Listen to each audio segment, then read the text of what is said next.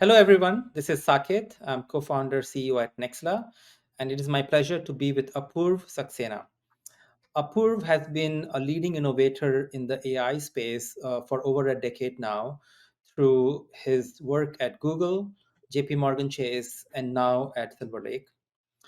Apurv has been a thought leader in the AI space. I'll let him share more about some of the exciting work that he has done. But it is my pleasure to welcome him to the session here, where the topic of our discussion will be navigating the AI powered future.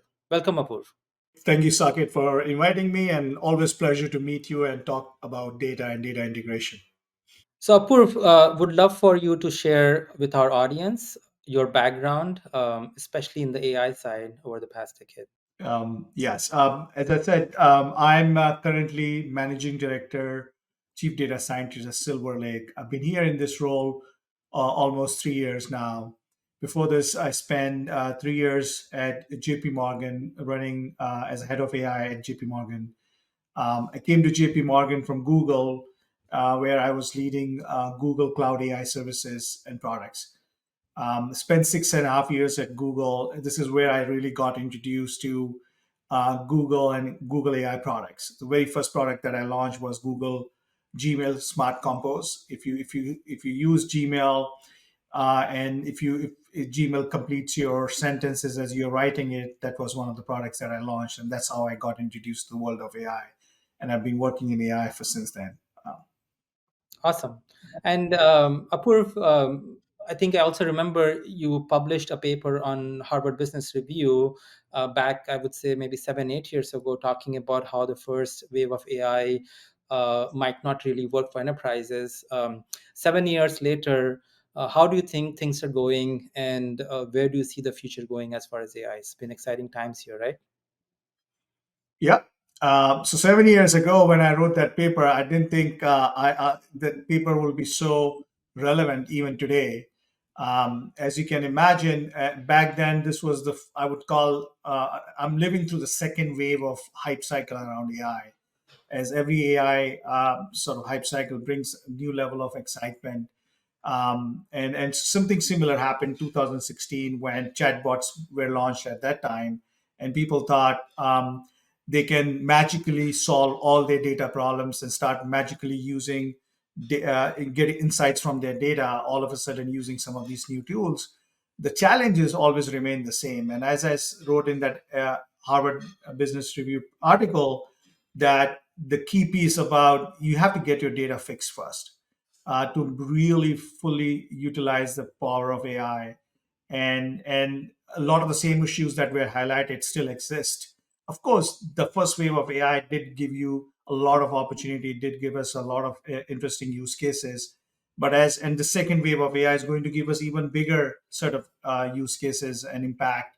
But the data issues remain the same, and I think, and that's the reason I'm so excited to be here talking about some of the data challenges that we face in productionizing some of these systems. Yeah, I mean, indeed, the excitement is always about AI. That's the cool thing. That's where all the magic looks like it is happening.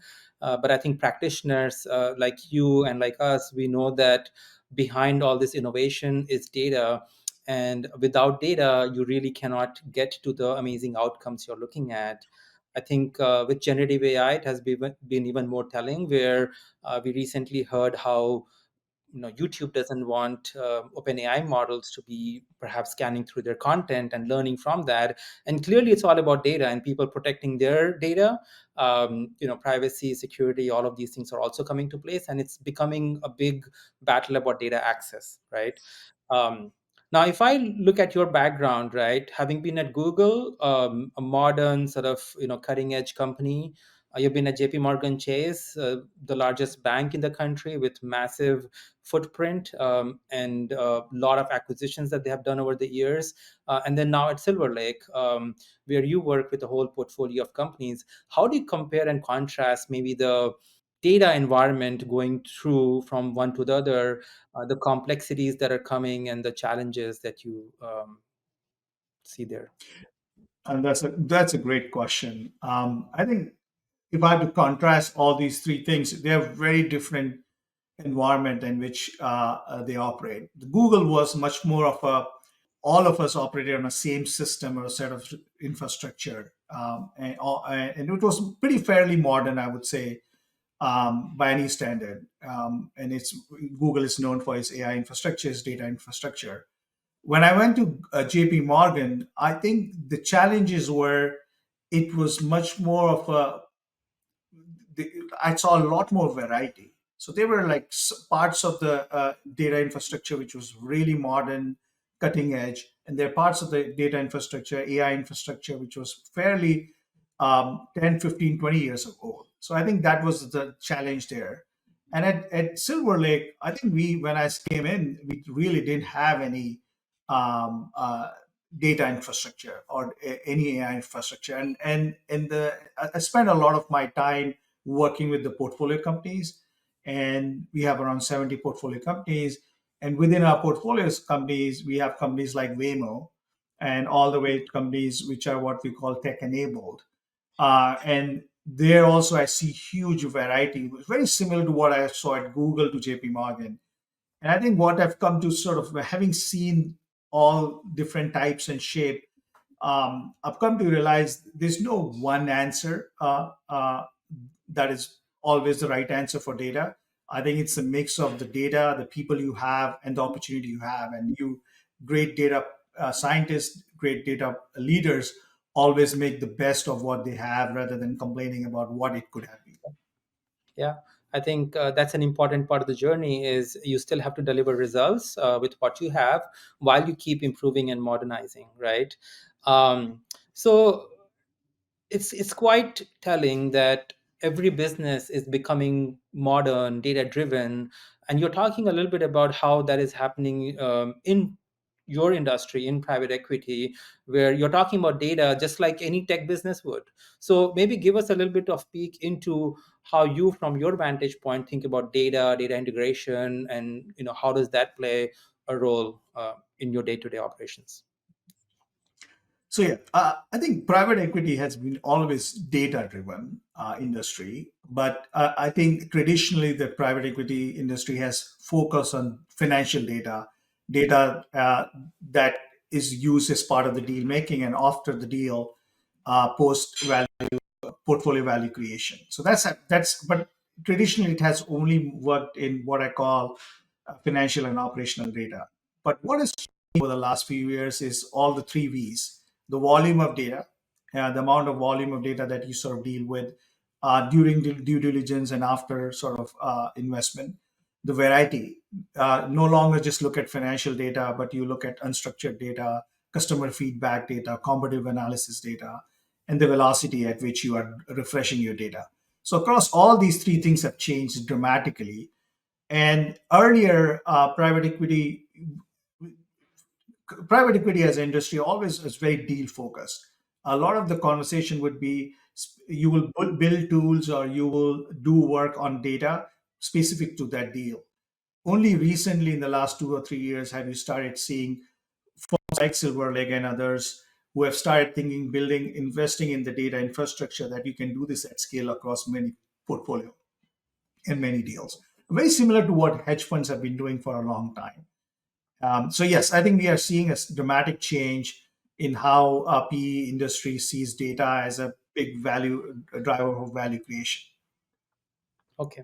And so this is not only during the time of evaluating a company, it is also in terms of understanding their operations and perhaps bringing value back to them as they run their business. If you think about private equity, the way data is used is across the full life cycle of a deal. One is sourcing the right uh, potential company to acquire or invest in.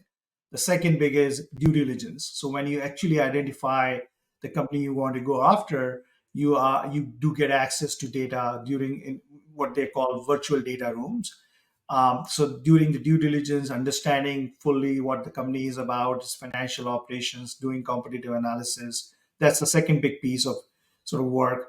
The third big piece where I spend a lot of my time is value creation. Once you do make the investment in a company, working with the senior management of the company, improving their metrics, operational metrics, making sure they are set up for success to meet our investment thesis. And the last thing is around what we call portfolio management.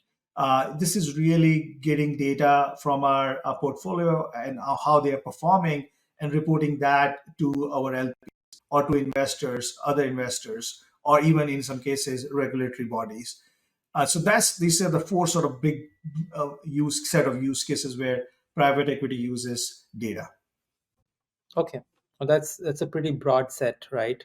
I don't think this conversation would be complete without talking about generative AI, right? And I know you are at the very forefront of that movement that is happening as far as using generative AI and bringing that into the enterprise, right? My understanding is that a lot of companies, of course, are looking at taking existing models and taking advantage of that and bringing their own data into it. And that, of course, creates a data challenge. Now, I would love for you to maybe give us a broader picture about how generative AI is coming to enterprises and maybe some of the challenges that people might not be seeing while they are so excited about the outcomes, right? But you have a deeper insight into that, I believe, right, from your experience.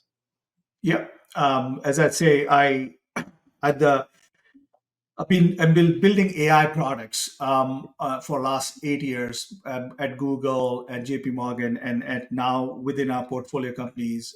And I've learned some key lessons building these AI products, not just great demos, but actually products that are in production, serving millions of customers. And I think clearly, I think even I'm excited about the new wave of AI tools that have come online.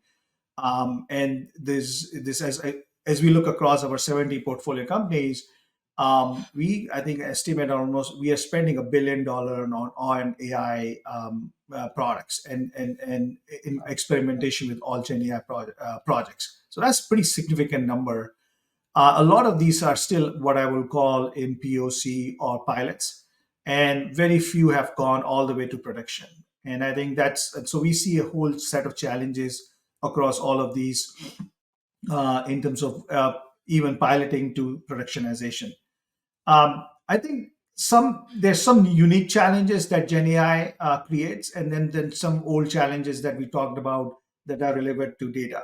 So the things that really always have been there: data privacy, data security, data quality. They are still very much relevant in Gen AI use cases.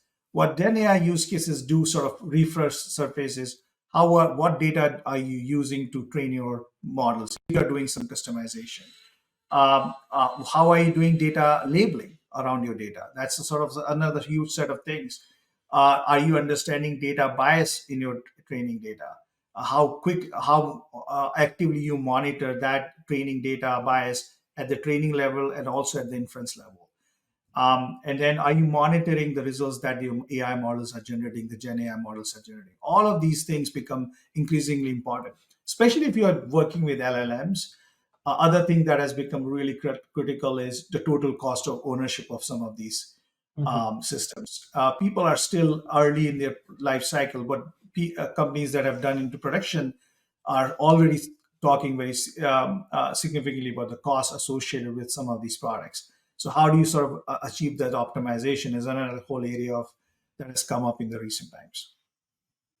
Yeah, I know that you touched on many things here actually, and I want to double click on a few of those, right? So, first we talked about models, right? And I would love to get your thoughts on when we are talking about going from a prototype to a production, correct? How are you seeing people think about models? To what extent are they taking existing models, bringing the data? Are they model fine tuning? Where do you see the gravity of implementations, as far as adopting the technology and the mode of adopting is concerned? Again, great question. I think the way I see about it is there's a two different answer depending on what you're doing. If you're building POCs, really what choice of your data model doesn't really matter, Mhm. and you can get away with using the language model that is most effective for you at that time. I think in production the choices are very different, because in production systems you are looking at you not only optimize from reliability, accuracy, less hallucination. You're looking at latency, and you're looking at at the cost. So there, the choices really vary based on what you're trying to do. Using for if you're doing simple text classification or summarization, you shouldn't be using the biggest language model needed, because the latency or the cost might not be commensurate to the economic value of that use case for you. So I think that's where we are seeing significant difference. And also, as you these underlying models are also changing in capability. So model versioning is becoming increasingly important part in as you make your decisions about what models to choose. So I think there's this is a pretty complex topic. We can go into details, but I think important point I want to make here is going from POC to productionization is a very different ball game. And if you don't have something robust, production ready, you will keep making the same mistakes again and again. And this is where you need to have really the right data infrastructure, the AI infrastructure, to make sure that your production systems are up and running and with reliability. Yeah, no, that is well said. I mean, getting to production means a lot of criteria, it seems. You mentioned cost as a criteria. From what I understand, depending on the model that you're using, even from the same provider, two different models could be very different in cost. And then there are these questions of, do we take, in production, a pruned model, run it in our own servers versus maybe run it on the cloud with the vendor? And there's so many choices, and along with that is the choice of quality of outcome. So now you are trying to balance this whole equation of what is the right model, where does it run, what type of question or problem is correct for this model versus others, and you may end up with a complicated matrix, right? Am I understanding this correctly, and is this what you are seeing in the going to Yep. production? No, I think you nailed it, and I think I'll give you an example, like Yeah. of like let's say building a RAG system, a retrieval augmented generation system, where essentially the use case is classic. Hey, you have enterprise data on which you want to train your LLM to answer questions. A simple chatbot application on your customer data or your product data is an example of a RAG system. You can build a RAG application on Google Cloud or AWS or Microsoft Azure in a matter of hours. But that's a POC. But in real life production system, the challenges you will face is, first of all, the data on which you are sort of doing the retrieval might not be on AWS or your hyperscaler. It might be buried in your CMS system somewhere. So you have to integrate that data, number one. The embedding model that you are using to sort of create word embeddings or sentence embeddings for your vector database feeding might not be a service. You might not use the service coming out of your hyperscaler. You might use it coming best in class service available on Hugging Face. So you have to integrate that piece. The vector database that you are using for a RAG application might not be a native service, but might be something, a SaaS service that you are using for outside.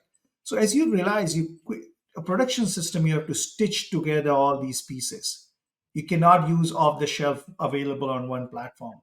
As you do this orchestration and choosing the right LLM at the right time, making sure you are using the right LLM, which gives you the best cost, the lowest latency to answer your question, again is an orchestration question. So ability to combine all, pull all this together into one holistic system is what gets into production. So I call it, we are moving from a monolithic application to a systems based approach to building robust Gen AI systems. And that's where you need the understanding of systems level thinking rather than just application level thinking to get this working. Oh, yeah, absolutely. I think that's right on. And the orchestration across many different systems is, I think, more complicated than people have ever done. And it is going across different cloud environments, it's going across different models. And all the way, I think you're also capturing a lot of information as to how well this whole thing is performing. And you're perhaps coming back and tuning your workflow all over again. Exactly. That's a very important point you highlight, that the feedback loop is the most critical piece that gives you long-term differentiated advantage that you can improve your AI model. And I think if you don't have that feedback loop complete and not monitoring and sort of understanding where you're failing, your models are failing, you are not learning fast enough. So I think I agree with you. That other piece is extremely critical as well. Yeah. Okay. Now, you started with a great example about Smart Compose, a feature in Gmail that we all use and just so are so used to it for that sentence completion. And I think that feature is also getting more powerful as the large language models are coming into play. I think from your vantage point across, three different types of industries, obviously between Google, JP Morgan Chase, and SilverLake, and now kind of in the investing side of the world, you probably see a lot of use cases that people are trying. So maybe would love from your vantage point, like what are the interesting use cases you're seeing, not just in your current role, but across, the ecosystem. What gets you excited and in terms of innovation? Yeah. I think what we are seeing in our portfolio, and I can say that it's also a factor of where the technology is in terms of its evolution right now. And I think we will continue to see a lot more use cases evolve as we go along. Right now, most of the use cases are text heavy because the large language models have been there for a long time and reached a level of maturity. Not as much on multimodal video or image still, but I think that's coming. On the language side, sticking with that, I think the two or three use cases that have shown repeatable, tangible value, especially via private equity. So we care about bottom line. So it's in customer service and in engineering productivity. Those are very common use cases that we are seeing significant gains. And the other third piece is I would sort of workflow automation, and then the last piece I would say content creation and personalization. These 3 to 4 use cases, there's clearly a lot more, but these 4 buckets I would say are the broad set of buckets that we are seeing the most adoption and where tangible value is being created.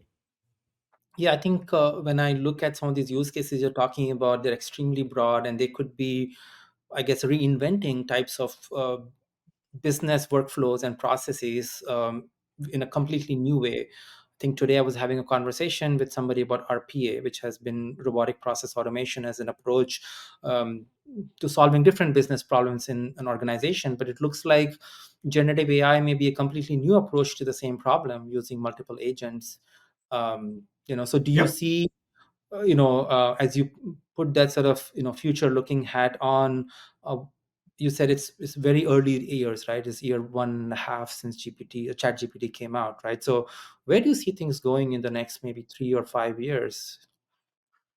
I think we see AI as a multi-year trend, and I think we are, as I said, in the early stages of that mega trend, and eventually, if you take a 5 to 10 year horizon, AI is going to be transformative for almost every business vertical and also every business horizontal. And I think that is fundamentally at the same level of disruption that internet had or even bigger. So I think we are very bullish overall on how transformative AI would be. Clearly there's a hype cycle that we have to go through. Clearly people overestimate, as they say, what's achievable in the short term, and underestimate what is possible in the long term, and very similar things are happening right now within AI. So if I have to put, like, just take example of workflow automation, um, RP has been there for a long time. What we have seen is some earlier adoption of RPA was always very brittle, and each time you change some pieces of the puzzle, you have to rewrite with a lot of services component involved. And what we have seen in the new generation of workflow automation tools are a lot more low code, no code, where the end users who are actually automating are the ones programming these workflow automation tools.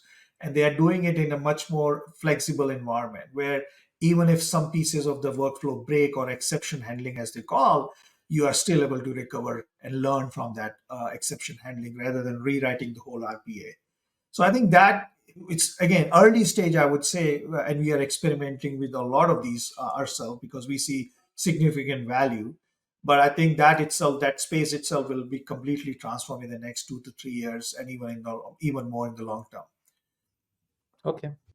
Yeah. When I think about Gen AI and the kind of hype it has created, we often hear stories of how this became a boardroom topic, and boards and CEOs were like, "Hey, what's happening here, and what should we do as a company?" I think that led to a lot of POCs, right? And you're talking about how the challenges in taking this POC into production. So when you think about an organization that's maybe doing some POCs or maybe thinking about doing POCs, first of all, like lay it out for me, like how does this even execute? Like what are the teams? What are the people? Like, doing a POC can be like 5 people, right? But taking to production is a much bigger exercise. So uh, what is an organization looking at when they are getting into this? No, that's a great question. And as I think in a way similar way what you just said, AI became a CTO agenda to a CEO agenda in the last 18 months post ChatGPT. And so that completely changed the kind of projects that we were involved in from AI perspective, data perspective in the last 18 to 12, 24 months. So as I think as you said, once it became a board or CEO agenda, uh, I've seen a lot of bad outcomes or bad trends coming out of this. Where one is we have seen a proliferation of projects across, with thousands of projects, people doing bottoms up approach, and then or top down, and where the CEO is mandating these are the things we should do. And what we have seen is, at least what we advise to our portfolio is, um, clearly, over time, AI will be disruptive to every part of your business. But be very targeted in your approach to AI. Otherwise, you will end up doing a lot of things and not seeing a lot of value immediately. So what we typically do, sit down with our portcos and identify 2 or 3 areas which we call big bets, around which AI could be where you can play offensive or defensive with your business. And we come up with both offensive and defensive strategy, which is then invested and monitored at the board level. So that allows sort of focus and resourcing that is needed to make these things successful. Because what we have seen based on in experience is very easy to build amazing POCs and do amazing demos. It takes a long time to take this to production, and we wanted to avoid that sort of what you call the hype cycle and spending a lot of resources on the POC and not achieving results, which is only when you get into production. So that's the sort of the approach we have taken. Other the big question we do always work with our portcos is build versus buy. For a lot of these use cases, I think there is a tendency to start building these capabilities in house, and we believe as the sort of the vendors have become aware of this opportunity, there are some really amazing tools that are available off the shelf that people should utilize this and not build in house. And I think that's the sort of important decision we sort of work with their portco. Which one should you invest to build something in house?